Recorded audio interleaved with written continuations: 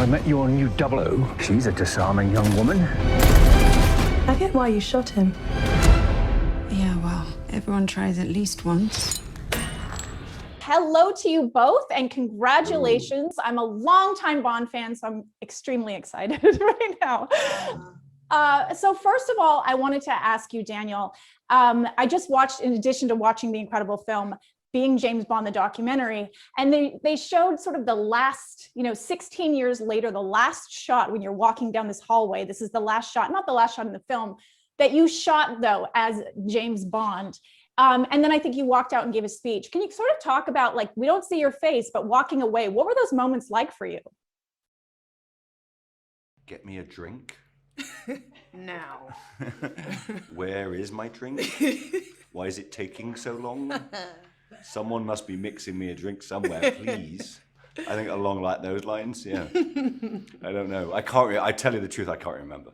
Well, you did shoot it a long time ago, but yeah, it's probably. Yeah, I mean, the thing about, you ask anybody who shot a movie, thinking that the last day is going to be some sort of big celebration or kind of like, yeah, punch in the air moment, that it's always an anticlimax. It's always a sort of, and that was no different in a lot of ways, because it was backlot of Pinewood, 2:00 in the morning, rain, cold. It's like, oh, is this it? This is the way we're going to go out. And in a way, it's sort of apt. I thought, great, this is kind of how the way it should be.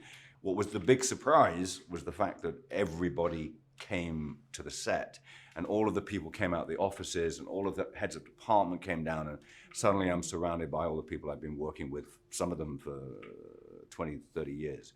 And that was different. I was still thinking about where the drink was, but I was... Lovely, wonderful Lashana. I absolutely love your performance in this film.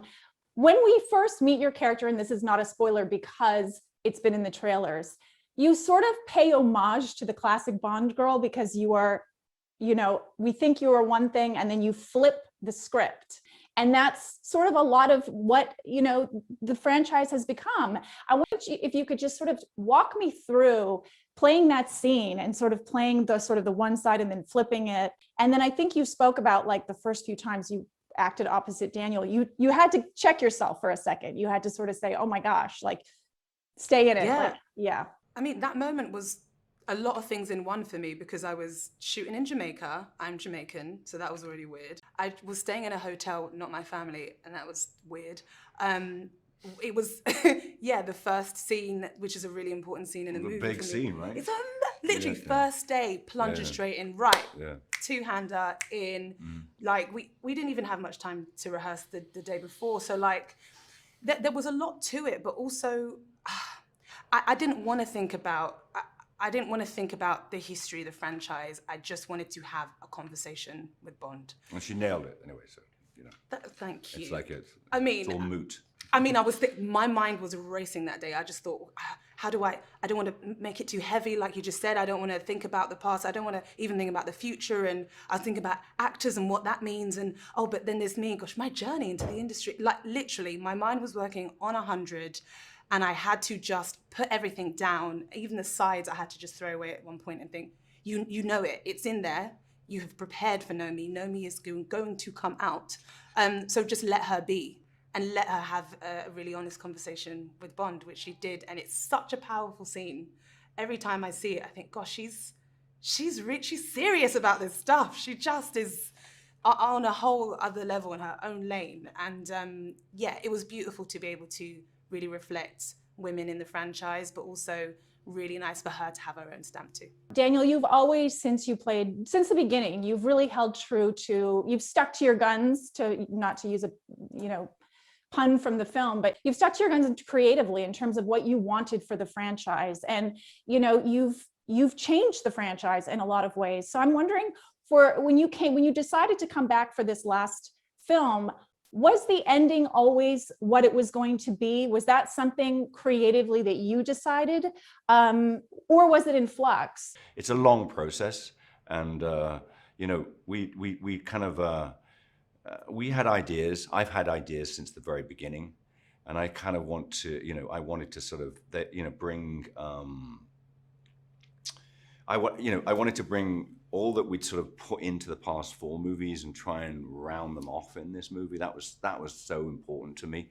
And the fact that I'd been given this chance to tell a story from the beginning was like, I mean, that's one of the biggest difference I think with the movies I've made is that we've had a link from the beginning, and we certainly try and tie that link from the beginning to this one. Lashana, we never find out what your drink of choice is. You're a 00. His is, a martini. What is yours?